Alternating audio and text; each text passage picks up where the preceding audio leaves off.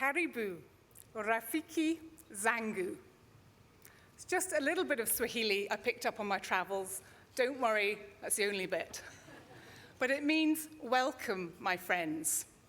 And my lords, ladies, cabinet secretary, distinguished guests, you are all very welcome here today. I talk about homes all the time, but today I'd like to talk about people. We build homes and great places to live, but people live in them and they bring them to life. And people design them, people object to them, people provide consents, people provide funding, and people build them.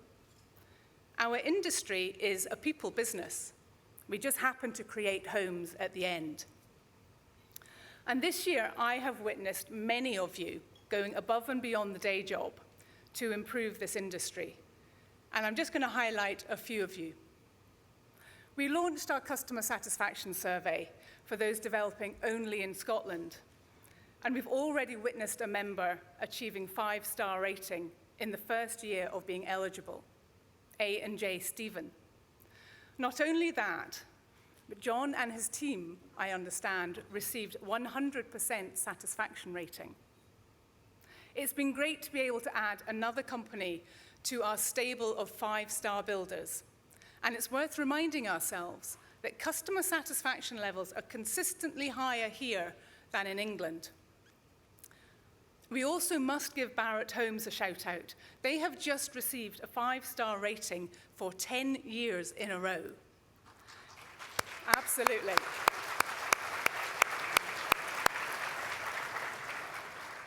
And that just shows to me that it doesn't matter what size of company you are.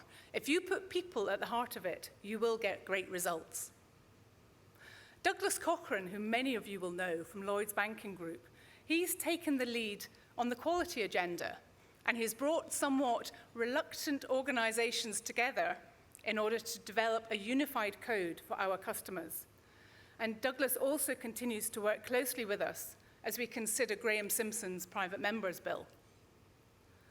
Andy Pearson from Tweed Homes came out of semi-retirement to lead on our small-scale home builder project, and he helped us to get Scottish Government to reduce the threshold for the Building Scotland Fund down from £1 million to £350,000 so that more smaller builders could participate. And while I'm talking about smaller builders, 4 separate associate member companies came together this year. Ballantyne's, Development Finance Limited, Burness Paul, and EMA Architects. They created an enabling development group, and they provide free advice to small builders and landowners who are struggling to get their projects off the ground. Senior directors at Taylor Wimpey and Shepherd and Wedderburn jointly organised an event alongside Homes for Scotland to celebrate International Women's Day, supporting women at all stages of their career within our industry. And Taylor Wimpey, they deserve another mention. I visited their project 2020 homes in Dargavel, Bishopton last week. They've developed a series of prototype houses that explore innovations in design, architecture, technology and materials, and they'll be testing them out over the next 12 months. It's really exciting stuff, and I know that makes me sound sad, but it actually is really exciting stuff. And we cannot forget our politicians, both the Cabinet Secretary, Aileen Campbell, and the Housing Minister, Kevin Stewart. Well, they take the time to listen to us. They go out and they visit your sites. I know the Cabinet Secretary was out on Monday, and Kevin Stewart has been a frequent visitor. You just need to check his Twitter feed, as they both really want to understand our industry. They have both attended board meetings, they've addressed our conference, and of course we'll be hearing from the Cabinet Secretary in a wee while. They both know that we share a common purpose, which is core to our new strategy to deliver more homes for Scotland. When we present the awards later, we'll get a chance to see some more tangible examples of what can be achieved when we put people at the heart of our businesses. The list of people working together for the wider good of this industry goes on and on. I could talk about them all day, but don't worry, I won't. I will let you eat. These are people who make this industry one to be proud of, and the common thread that weaves through all of these people's efforts is our collective aim to help everyone have a home. Now, that aim led to 18 Scots flying 4,500 miles across the continent to build a home in Kenya. We shared an experience like no other. And we're going to play some pictures and a video capturing our trip over lunchtime. Now, I have loved having a charity partnership with Habitat for Humanity. And in the course of the last 3 years, with your help, we have raised over £82,000 for this great cause.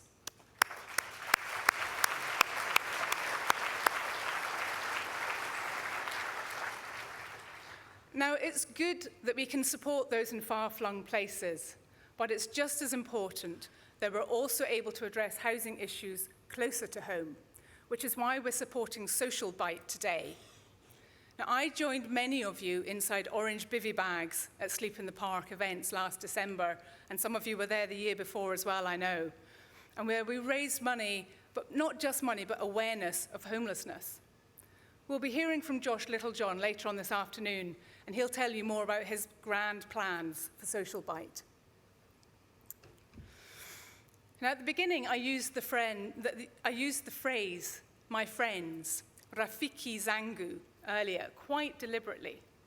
I consider many people in this room today to be my friends.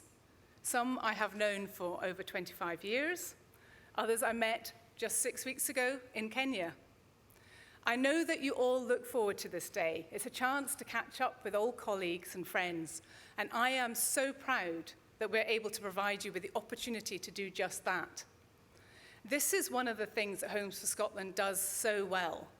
We create the space for these conversations, the sharing of ideas, and the consideration of solutions to the many challenges facing our industry. And those challenges continue. There is no doubt about that. Our job is not getting any easier, but we continue to work tirelessly on your behalf. You know that since we met last May, we've published our new strategy. We launched it at our annual conference last November, and I set out 3 key objectives which will guide us over the next 5 years. Influence stakeholders, improve the understanding and image of the industry, and support a growing membership, all with the overarching purpose to deliver more homes for Scotland. This new strategy has also provided us with the opportunity to refresh our brand, and I'm delighted to officially launch it today. Remember that? No more.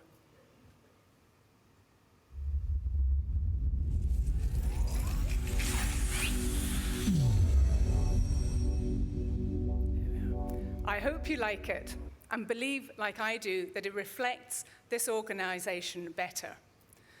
But the strategy is not just about a logo or me wearing corporate colours or the brand, and it's not just a document that can sit on a shelf and gather dust. It must be embedded in everything we do.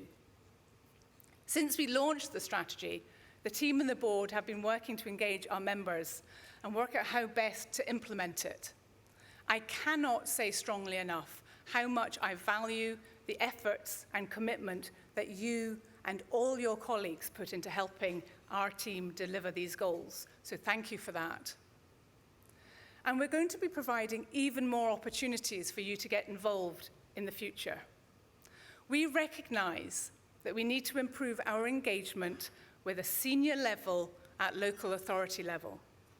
We're therefore in the process of creating new regional forums where the regional MDs and other senior members can come together and influence and shape the conversations at that local level. Putting people at the heart of business is what I try to do every day. Homes for Scotland would not operate without the continuing support and dedication of our board members. Our chairman, unfortunately, can't be with us today, But given that it's his son's graduation over in the US, I think we'll let him off. And at our AGM earlier this morning, which was ably led by John Lowe, our Vice Chair, we welcomed some new people to the board.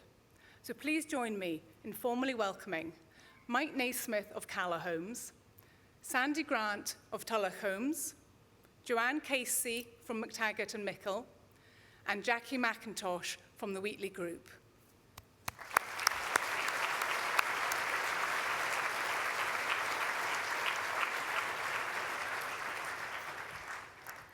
That's 2 more women joining the ranks, taking us from 1 female director on the board when I came into post up to 24%. And we are beginning to be more reflective of the number of women being promoted to senior positions in the industry. And all I can say is, long may that continue. Yes, thank you.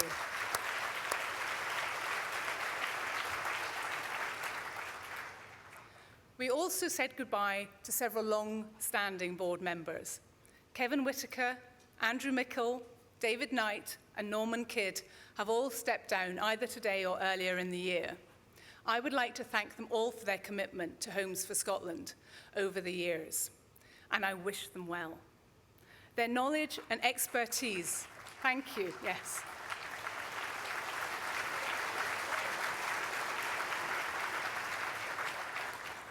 Their knowledge and expertise will be missed, but we also do welcome the opportunity to provide space for new insights and experience into the arena. I mentioned earlier that we build homes, but people live in them.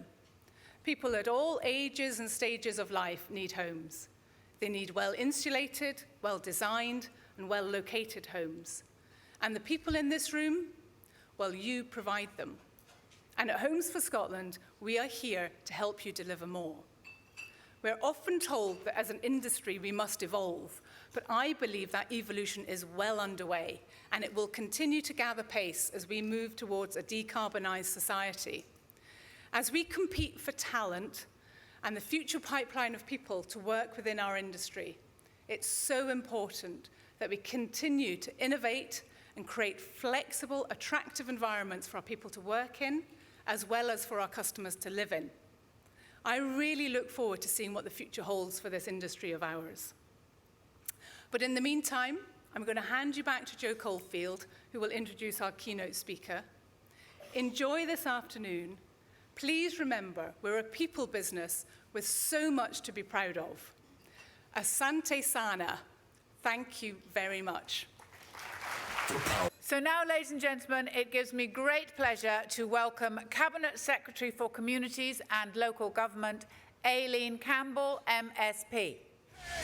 Thank you very much, Joe, and thank you to Nicola for what I thought was a really heartfelt address, showing just how much she cares about the industry and who I would like to say is a really excellent ambassador for what you do.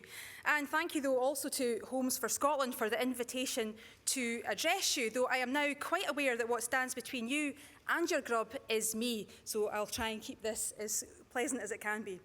Now, today's gathering brings together industry leaders from right across Scotland and is a chance to celebrate the best the home building sector has to offer in terms of design, development and delivery.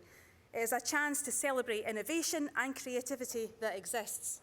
And it's also a chance for me, on behalf of the Scottish Government, to pay tribute to the work that you do and to what you contribute. You provide employment, opportunity, mentoring and training for future generations.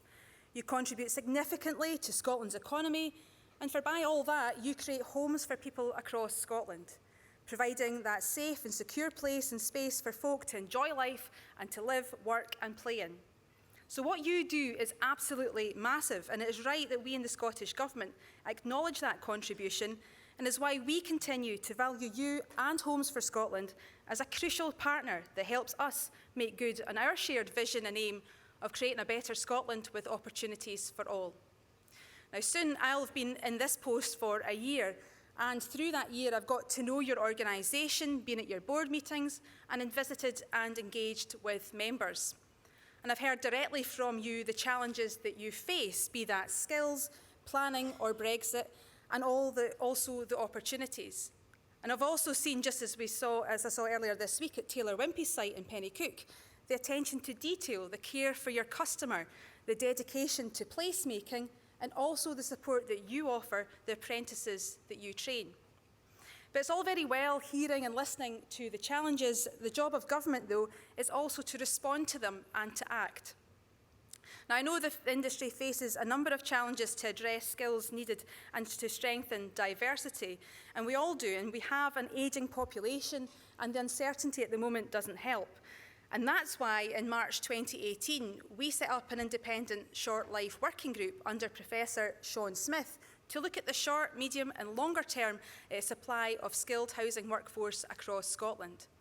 And I'm pleased to announce that the group has today published their report, New Housing and Future Construction Skills, which you'll be able to access online now, or at least as soon as you've recovered from today's celebrations. And I'm sure that there'll be a trip to All Bar One, I've told, later on afterwards.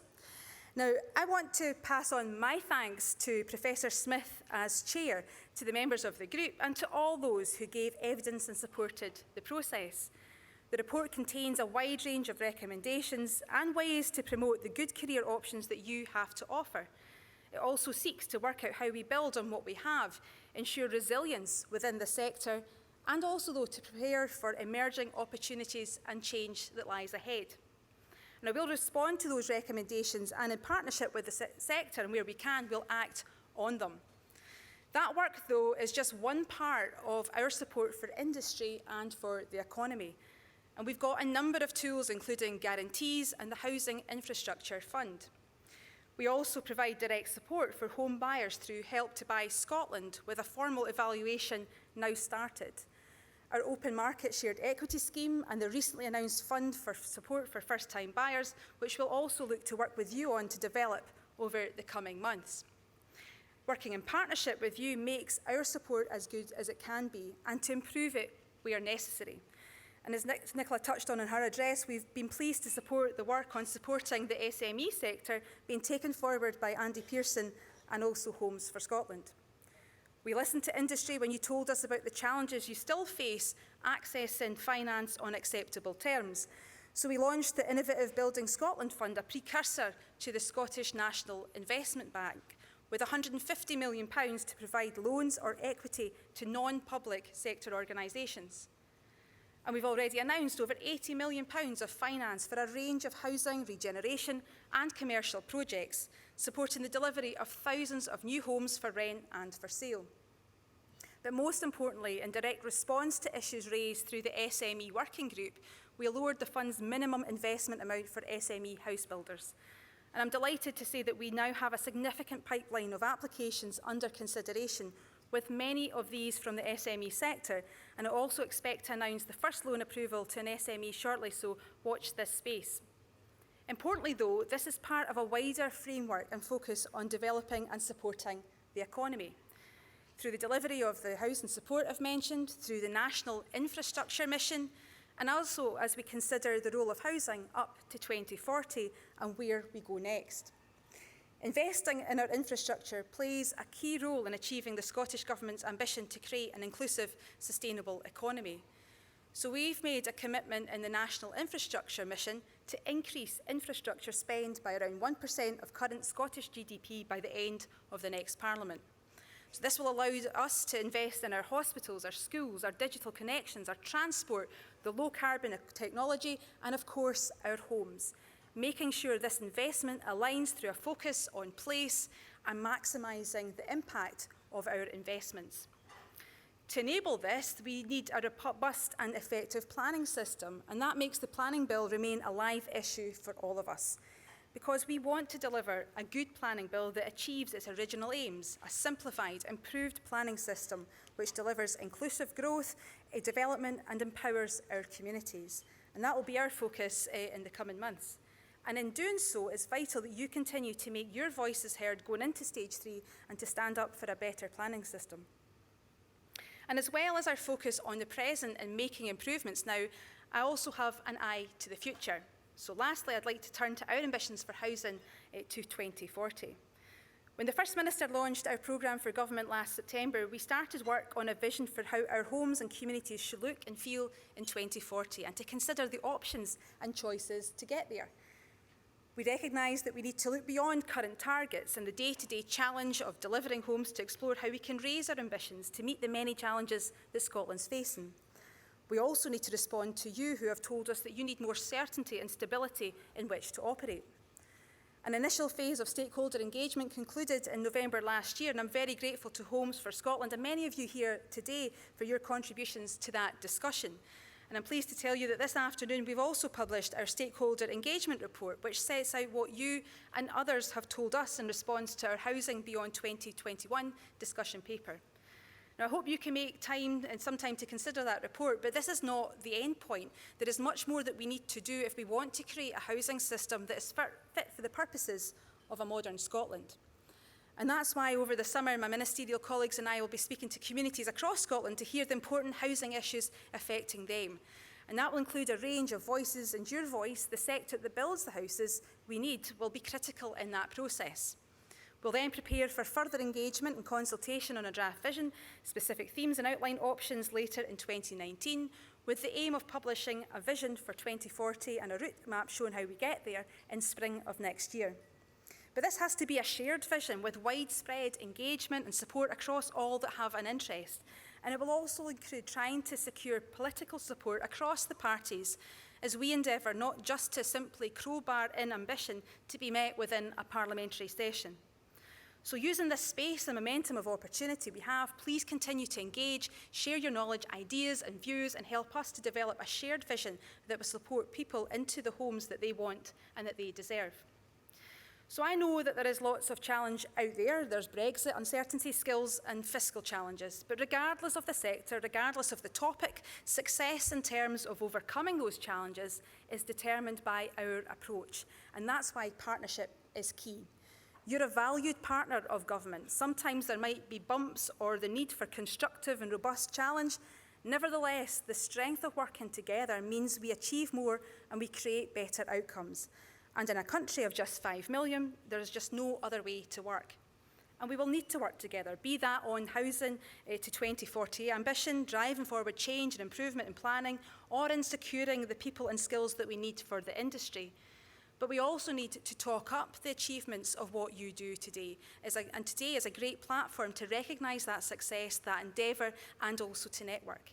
But we also need to ensure that the wider public recognises and appreciates just what you bring to our society in terms of the warm, secure homes that you build, the places that you help create, and the contribution that you make to the economy, and that commitment that you have to building better homes for the future. So building confidence, I think, should go hand in hand with building homes. So congratulations to all the nominees and the eventual winners, and on behalf of the Scottish Government, thank you for all you do and for all that you contribute. So enjoy your day, enjoy your scran, and enjoy all bar one later on. So have a great day and look forward to working with you.